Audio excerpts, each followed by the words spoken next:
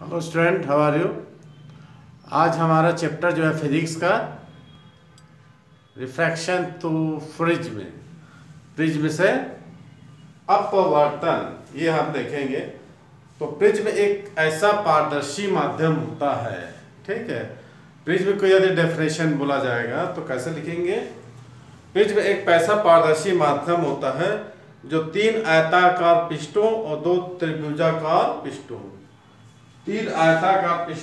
और दो त्रिभुजाकार पृष्ठों से घेरकर बना होता है। कितने होते हैं? तीन आयताकार और दो त्रिभुजाकार पृष्ठों से घेरकर बना होता है।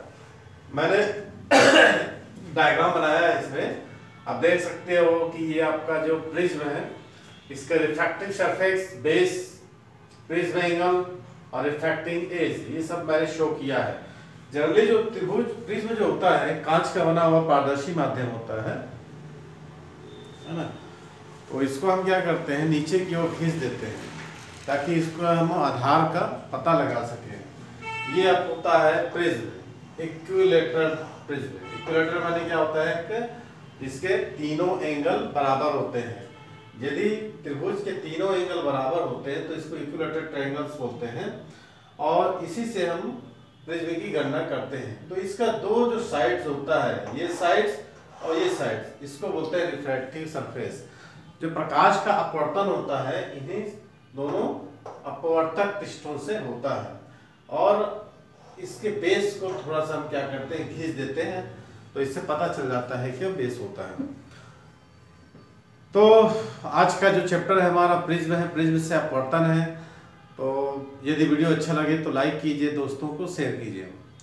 तो कहने का मतलब ये है कि प्रिज्म से जब प्रकाश की किरणें प्रिज्म से होकर गुजरती है तो अपने 7 अवयवी रंगों में विभक्त हो जाती है। 7 अवयवी कलर, जैसे जिसको हम बोलते हैं विबग्योर, ठीक है ना, विबग्योर, या हिंदी में बैजानी, हपीलाना, बैंगनी, जामुनी, नीला, हरा, पीला, नारंगी, लाल, ये होता है। तो इसको हम बोलते हैं प्रकाश का वर्ण विक्षेपण, कलर डिस्पर्जन ऑफ लाइट। तो प्रिज्म को हम डेफिनेशन में लिख सकते हैं, a prism is a homogeneous transparent refracting medium bonded by at least 2 और parallel plane surface inclined and same angle. तो त्रिभुज एक कैसा है, श्वेत पारदर्शी माध्यम होता है। पारदर्शी कहने का मतलब जिसके आर पार हम देख सकते, ट्रांसपेरेंट। प्रिज्म एक ऐसा श्वेत पारदर्शी माध्यम, एक मिनट,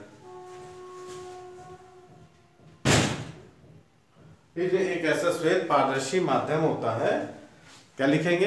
प्रिज्म एक ऐसा श्वेत पारदर्शी माध्यम होता है तो 3 आयताकार पृष्ठों तथा 2 त्रिभुजाकार पृष्ठों से घिरकर बना होता है। तो त्रिभुज को हम इस प्रकार रखते हैं कि आयताकार पृष्ठ है, इसके जो रेक्टेंगुलर सरफेस होते हैं वो कैसा हो, ऊर्ध्वाधर, और जो त्रिभुजाकार है वो कैसे रहे, क्षैतिज। क्या बोला मैंने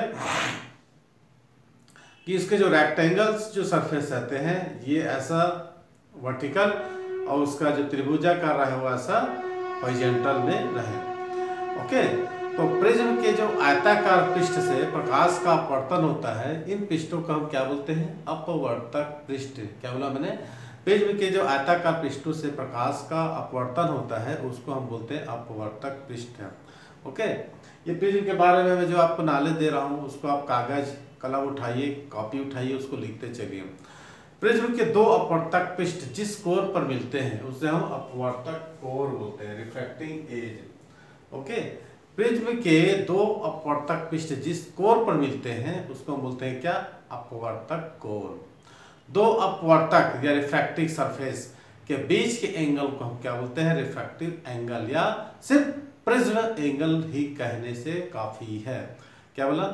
2 रिफ्रैक्टिव सरफेस के बीच का जो एंगल होता है उसको हम क्या बोलते हैं, प्रिज्म एंगल या रिफ्रैक्टिव एंगल भी कहा जाता है, ठीक है। और अपवर्तक कोण, ये अपवर्तक कोण है, उसके सामने वाले बेस को हम क्या करते हैं, आधार करते हैं। ओके। तो ये हुआ प्रिज्म के बारे में एक छोटी मोटी सी आप लोगों को नॉलेज। इसके बारे में हम डिटेल से पढ़ेंगे, और इसके लिए रिफ्रैक्टिव इंडेक्स या फिर विचलन भी देखेंगे, डेविएशन एंगल भी देखेंगे, बहुत सारी चीज़ों को देखना है। तो आप लोग अभी तक यदि चैनल को लाइक नहीं किए हैं तो लाइक कीजिए, सब्सक्राइब कीजिए, दोस्तों के साथ शेयर कीजिए, ताकि हमको भी वीडियो बनाने में थोड़ा सा रुचि हो, इंटरेस्ट हो और अच्छे से बनाए। तो the equidistance prism as a homogeneous and transparent medium bonded by the rectangular and there are triangular face, है ना। It is placed on triangular plane and rectangular face are normal, ठीक है। तो ये सब हम पीजी के बारे में लिखा रहे हैं, तो उसको लिखिए, ओके। तो इसको कॉपी कर लीजिए।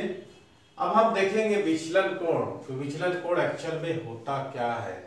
तो विचलन कोण के बारे में विचलन बता दिए हैं कि प्रकाश का अपने मार्ग से विचलित होना। यदि प्रकाश की किरण एक माध्यम से चलकर दूसरे माध्यम में प्रवेश करती है तो उसके जो पथ जो होता है वो स्ट्रेट लाइन होता है, सरल रेखा में होता है, लेकिन वह अपने मार्ग से क्या होती है, विचलन हो जाती है, विचलित हो जाती है। मतलब यदि कोई प्रकाश किरणों के मार्ग में कोई ऐसा सरफेस हो जो उसको विचलित करता हो, यदि विचलित करने वाला सरफेस नहीं हो तो प्रकाश का नेचर क्या होता है, प्रकाश की प्रकृति क्या होती है, वह स्ट्रेट लाइन में चलती है। ओके, ये इसी प्रकार का है। ये प्रिज्म में हम देखेंगे, तो लिखते चलिए।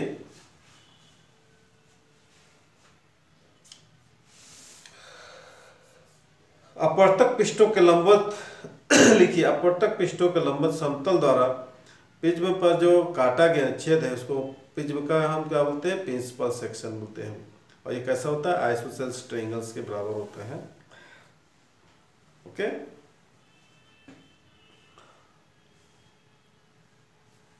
अब ये मैंने डायग्राम बनाया हुआ है, देख रहे हैं। एक ABC एक प्रिज्म है, क्या है, ABC एक प्रिज्म है जिसमें ए जो है इसको हम बोलते हैं प्रिज्म एंगल या फिर प्रिज्म कोण या रिफ्रैक्टिव एंगल भी कहा जाता है। और ये जो आपका AB है जिसको मैं ये ड्रॉ कर रहा हूँ, AB और ये AC, इसी को हम बोलते हैं रिफ्रैक्टिंग सरफेस। क्या बोलते हैं, ये अपवर्तक पृष्ठ। अब मान लो प्रकाश की कोई किरण PQ है जिसको हम बोलते हैं आपतित किरण। प्रकाश की कोई किरण है, देखिए PQ, ये कहाँ पर होती है, ये यहाँ पर आपतन बिंदु Q पर आपतित हो रही है। और जैसे प्रकाश की किरण इस यहाँ से माध्यम चेंज करती है तो ये जो है QR दिशा में क्या होती है, अपवर्तित हो जाती है। QR दिशा में अपवर्तित हो जाती है और ये इसका क्या होता है, अभिलंब। और जैसे QR दिशा में अपवर्तित होती है फिर से माध्यम चेंज होता है और फिर वह RS दिशा में निर्गत हो जाती है। ठीक है, एक बार फिर से सुन ले, जब प्रकाश की किरण PQ, क्या ये आपतित किरण बोल सकते हो, इंसिडेंट ऑफ इंसिडेंट या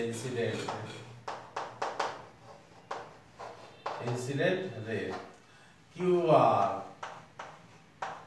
रिफ्रैक्टेड रे,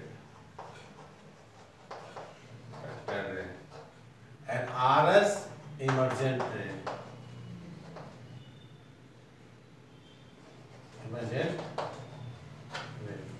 ओके। अब MO और NO ये क्या है, इसका आपतन बिंदु पर अविलंब होता है, जैसे मैंने लास्ट टाइम बताया था। ये जो प्रकाश की किरण है PQ, QR, RS दिशा में जा रही है, यदि हम इसको ये सरफेस है तभी प्रकाश का क्या हो रहा है, विचलन हो रहा है।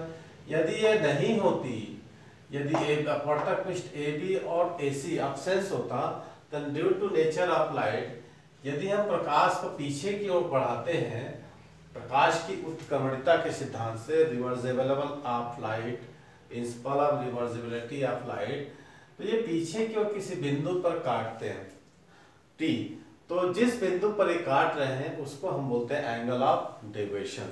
ध्यान से देखिए डायग्राम को, क्या है, ABC एक प्रिज्म है, AB और इसकी क्या है, रिफ्रैक्टिव सरफेस है। प्रकाश की PQ पृष्ठ AB के बिंदु Q पर आपतित होती है, ठीक। MO बिंदु Q पर अभिलंब है।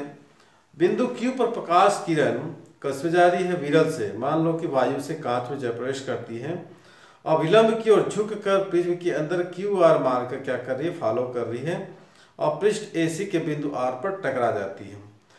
एनो बिंदु R पर अभिलंब है। बिंदु R पर प्रकाश कहाँ से, कांच से वायु में प्रवेश करती है, अभिलंब से दूर हटकर RS दिशा में निर्गत करती है। तो जैसे मैंने बताया PQ रेखापरिक्षण आपतित किरण, QR अपवर्तित किरण, RS निर्गत किरण है। कोण PQN, ठीक देख रहे हैं, कोण PQN ये होता है आपतन कोण,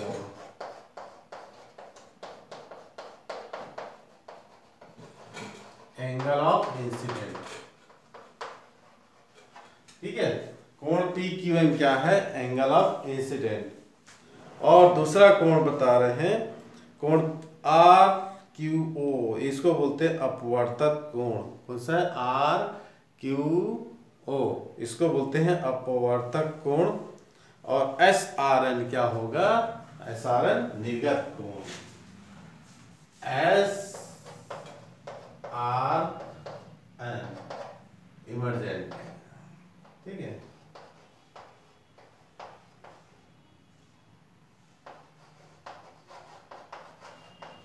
रिफ्रैक्टेड एंगल दूसरा कौन सा है, QR, या OQR।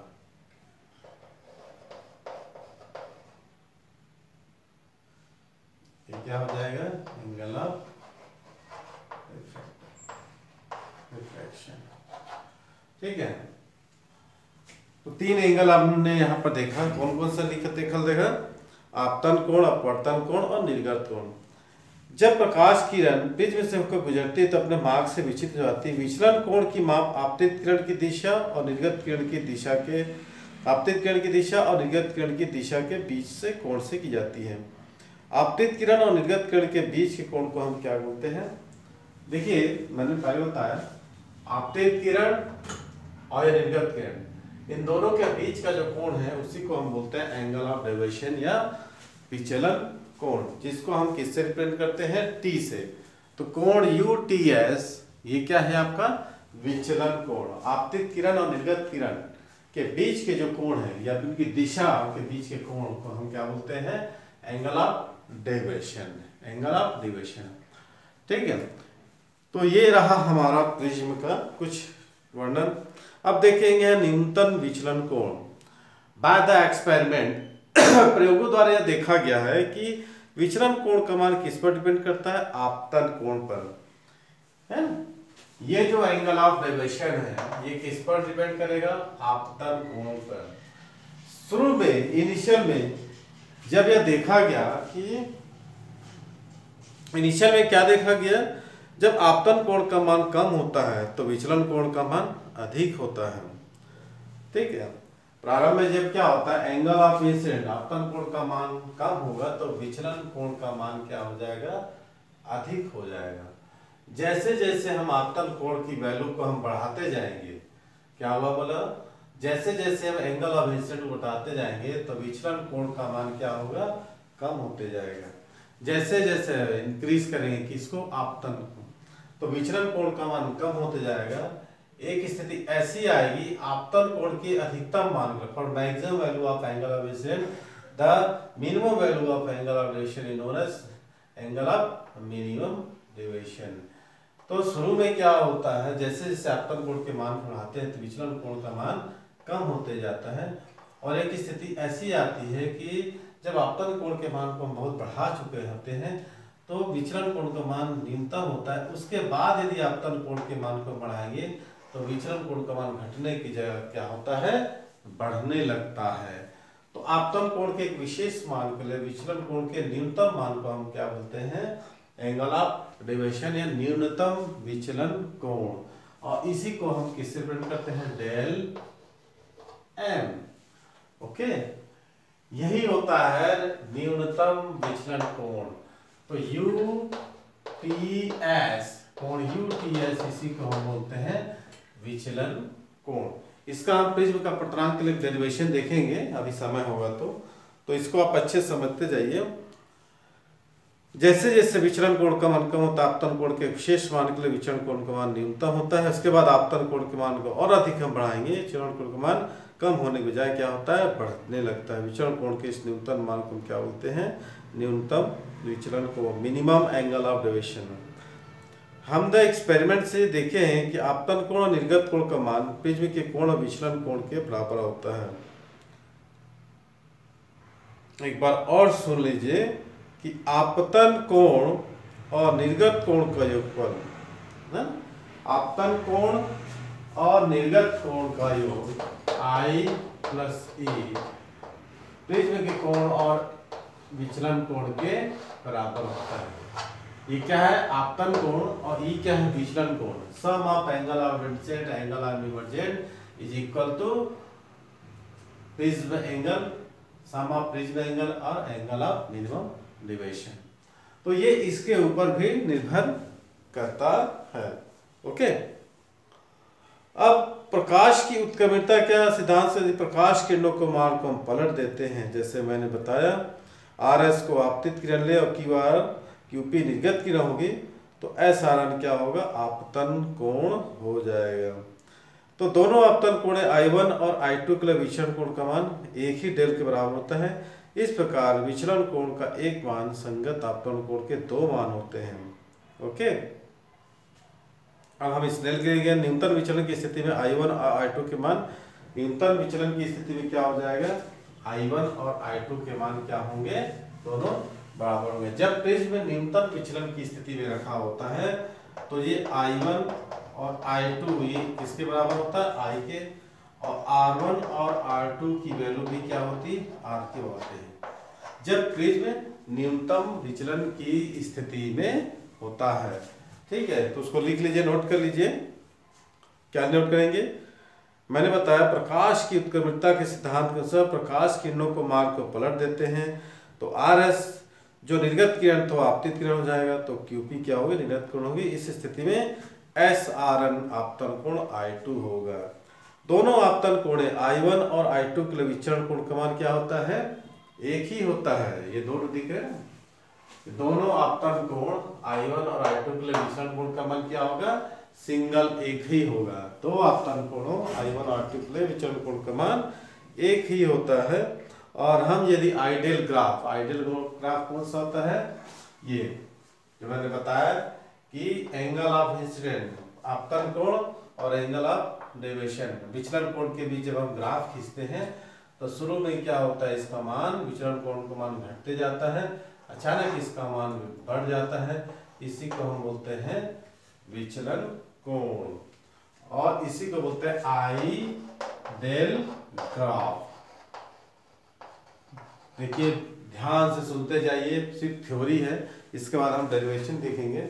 इसको क्या बोलते हैं? Ideal graph. तो न्यूनतम विचलन की स्थिति में क्या होंगे? I1 और I2 के मान निश्चित बराबर होंगे। ओके, तो इस स्थिति में स्नेल का नियम से हम लिखेंगे, थोड़ा सा इसको मिटा देते हैं। स्नेल का नियम मैं पिछली बार की क्लास में बताया था, sine I by sine R। लिखते हैं,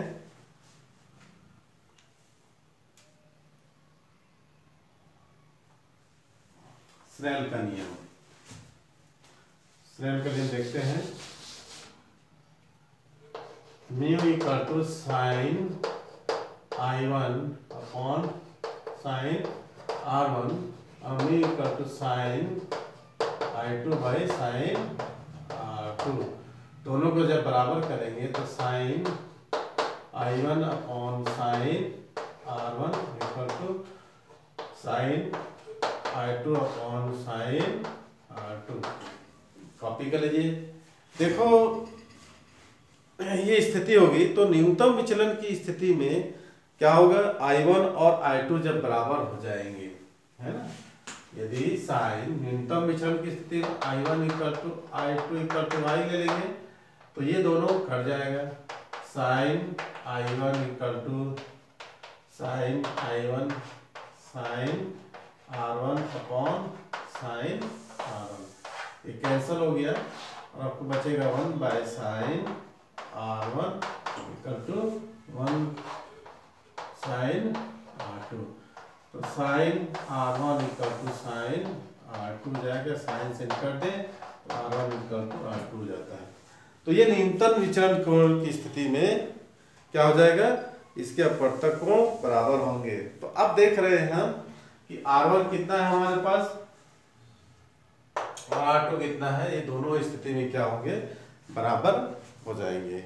ओके, तो कोण AQR this are equal to ARQ। ठीक है, अब हम थोड़ा डेरिवेशंस करेंगे। अब आप देख रहे हैं यहां से यहां तक ये जो है इस पर ये लंबवत है और ये है ना कोण MQB या BQM 90 डिग्री। यदि हम इसको I1 लेते हैं तो ये 90 डिग्री माइनस I1 हो जाएगा। ये इस पर परपेंडिकुलर है, ये क्या होंगे 90 डिग्री हो जाएंगे, तो ये क्या होंगे 90 डिग्री माइनस I2 है ना। ये मैंने पहले बताया, ध्यान से देखिए, ये जो अभिलंब है ये B से कितना डिग्री कोण बना रहा है 90 डिग्री, तो ये I1 है, तो कोण PQB 90 डिग्री माइनस I1 होंगे। तो उसी तरह कोण CRS ये 90 डिग्री माइनस I2 होंगे। तो दोनों को जब इक्वल कर देंगे तो कोण PQB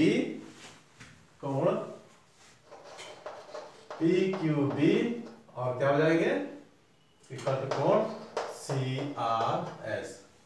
क्या निकलेंगे हमको, कोण PQB इक्वल टू कोण CRS। ओके, न्यूनतम विचलन की स्थिति में आपतित और निर्गत किरणों की अपवर्तक पृष्ठों से बराबर झुकी होती है। अब देखिए न्यूनतम विचलन की स्थिति में हम क्या डेरिवेशंस कर सकते हैं। ठीक है, आपतन और निर्गत कोण बराबर होता है, आपतित और माने angle of incident equal to angle of emergent. आपतित और निर्गत किरणें प्रिज्म के अपवर्तक पृष्ठों से इक्वल एंगल पर बेंट होती हैं, समान कोण पर झुकी होती है। यदि बेस के एंगल दोनों इक्वल होते हैं तो अपवर्तित किरणें प्रिज्म के आधार के समांतर होती है, माने जो इमर्जेंट रेंज होगी वो क्या होगी, बेस के इक्वल होगी। इस प्रकार हम ये देखते हैं कि न्यूनतम विचलन की स्थिति में प्रकाश किरणें में सममित से गुजरती है। ओके, अब हम देखेंगे प्रिज्म एंगल। ओके, तो इसको जल्दी से उतार लीजिए। अब थोड़ा हमारी वीडियो अब कम से कम 20-25 मिनट की होगी, देखते हैं कितना अपलोड हो पाता है, कितना रिकॉर्ड हो पाता है। तो ये हमने समझा दिया है, अब इसको दिखाते हैं। ABC एक प्रिज्म है, प्रिज्म का अपवर्तनांक निकालने का फार्मूला हम बताएंगे।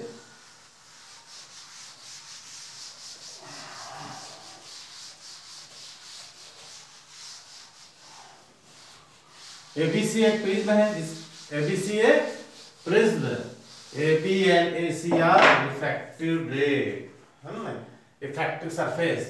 The PQ is the angle of incident, QR is the angle of refraction and RS is the angle of emergent। माने PQ आपतित किरण की और अपवर्तित किरण RS जो है निर्गत किरण होता है। ओके, यहाँ से MO और NO क्या हुआ, दो अभिलंब है ना, अपतन बिंदु ये Q और R पर खींचा हुआ क्या होता है, अभिलंब है।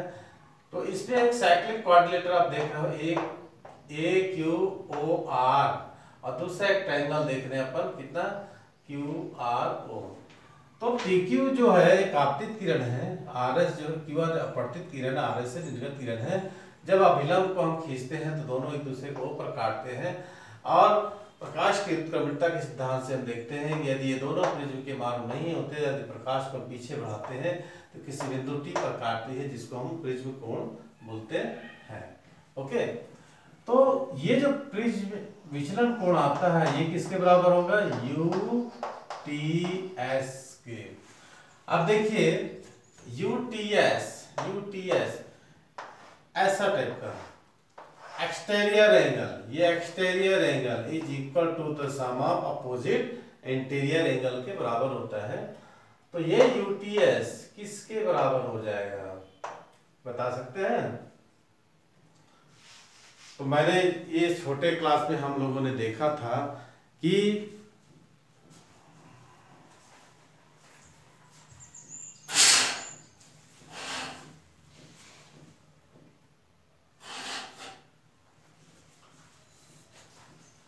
Exterior angle is equal to the sum of opposite interior angle होता है।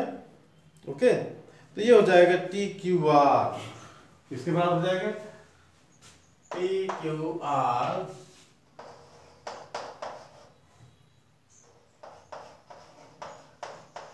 Plus angle T R Q. Okay, ये हमने किस प्रिंसिपल से देखा, exterior angle is equal to sum of opposite interior, sorry.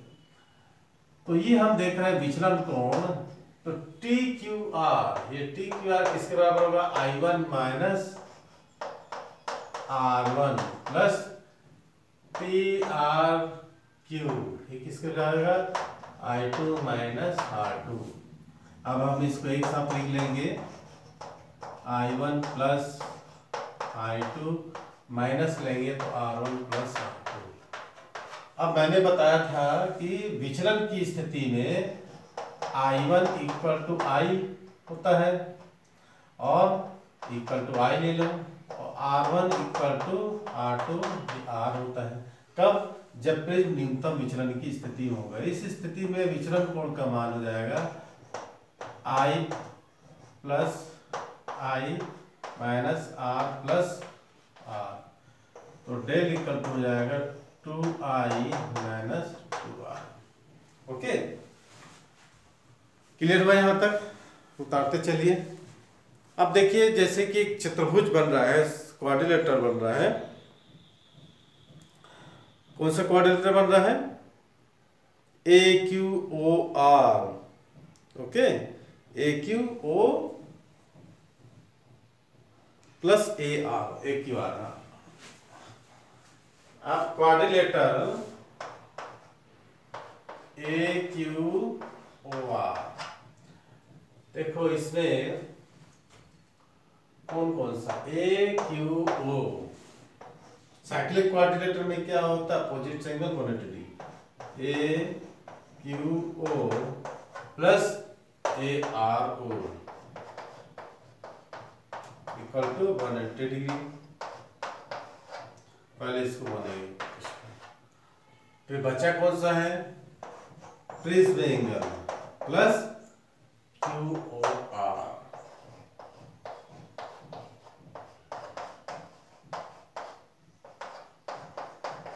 Okay, अब यहां पर एक ट्रायंगल बन रहा है PQRO, इन ट्रायंगल QRO, इसमें होगा R1 plus R2 plus triangle QOR। Sum of triangle कितना होता है, 180 डिग्री। त्रिभुज के तीनों कोणों का योग 180 डिग्री, एक कोण R1, एक कोण R2, दूसरा QOR ले लिए। अब हम इसका कंपैरिजन करेंगे, ये कितना बन गया, इक्वेशन नंबर 4।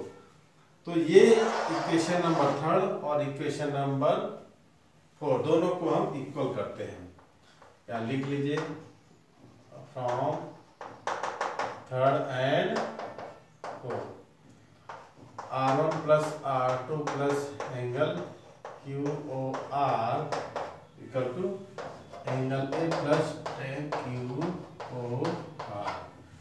ये दोनों समान है, कट जाएंगे, बचा angle A equal to R1 plus R2।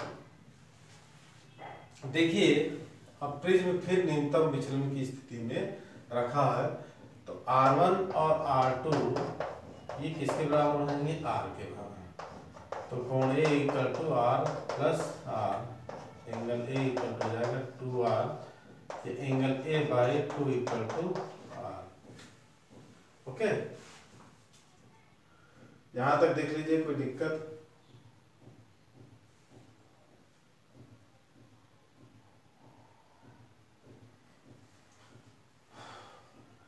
अब यहां पर हम 2R की जगह में एंगल A भी पुट कर सकते हैं। हमको R की वैल्यू आ गई, अब I की वैल्यू लाना है। तो हमने निकाला था del equal to 2I minus 2R, तो यहाँ पुट भी कर सकते हैं, del equal to 2I minus 2R के प्लस में क्या पुट कर देंगे, A, तो del plus A equal to 2I, तो डेल प्लस A और 2 इक्वल टू I। ये हमको I और R निकल गए। क्या निकल गए हमको? I और R। अब स्नेल्स का नियम, स्नेल्स का क्या नियम बोलता है? अकॉर्डिंग टू स्नेल्स नियम, sine I by sine R equal to mu. What is mu? Mu is the refractive index of prism. Put कर देते हैं यहाँ पर। साइन I की वैल्यू कितना थी? A/2 और R के sine A plus del m/2।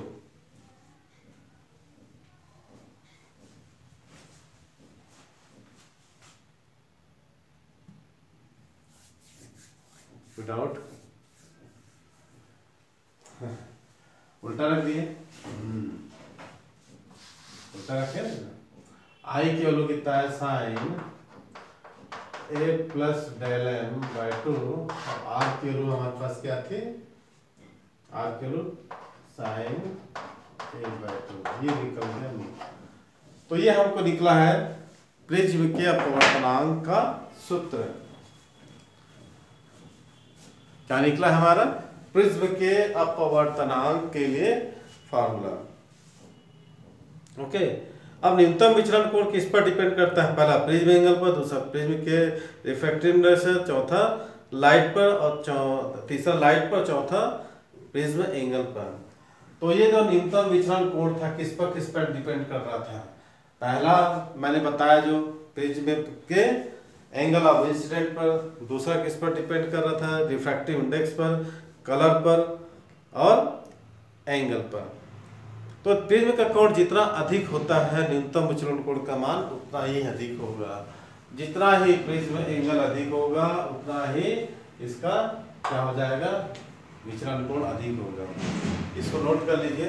Number 2, अपवर्तनांक। प्रिज्म के पदार्थ किसी भी प्रिज्म के पदार्थ का रिफ्रैक्टिव इंडेक्स अपना जितना अधिक होता है न्यूनतम विचलन कोण उतना ही अधिक होता है ना। प्रकाश के रंग पर न्यूनतम विचलन का कोण प्रयुक्त प्रकाश के रंग पर भी निर्भर करता है। अलग अलग रंगों के लिए प्रिज्म के पदार्थ का अपवर्तनांक अधिक होता है, ठीक है। और भिन्न भिन्न रंगों के लिए न्यूनतम विचलन कोण का मान अधिक होता है। देखिए बैंगनी रंग के लिए विचलन कोण अधिक, ठीक है। ये आप लोग देखते हैं कि जिसका विचलन कोण अधिक होता है उसका अपवर्तनांक कम होता है, जिसका अपवर्तनांक कम होता है जिसका विचलन कोण अधिक होता है। तो ये इस पर डिपेंड करता है। तो बैंगनी रंग के लिए क्या होता है? न्यूनतम विचलन कोण का मान अन्य रंगों की तुलना में अधिकतम। तो लाल रंग के लिए न्यूनतम होता है। आपतन कोण पर निर्भर करता है। तो विचलन कोण का मान आपतन कोण पर भी निर्भर करता है। कम आपतन कोण के लिए विचलन कोण का मान अधिक होता है। जितना ही आपतन कोण कम होगा उतना ही अधिक विचलन कोण होगा।